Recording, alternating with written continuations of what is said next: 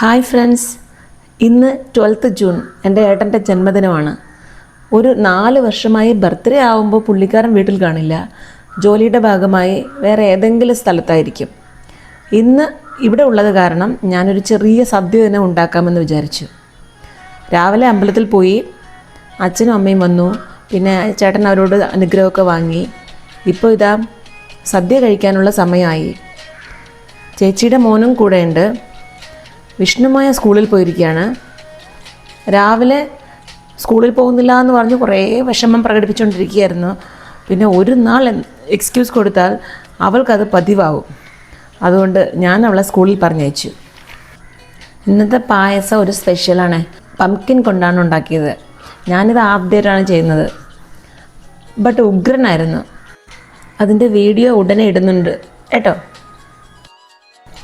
ലാസ്റ്റിൽ അവരെല്ലാം കഴിച്ചിട്ട് ലാസ്റ്റിലാണ് ഞാനും അമ്മയും ആഹാരം കഴിക്കാനിരുന്നത്. ഞാൻ കഴിച്ച് എഴുന്നേൽക്കുന്നതിന് തൊട്ട് മുമ്പേ തന്നെ വിഷ്ണു സ്കൂൾ വിട്ട് വന്നു.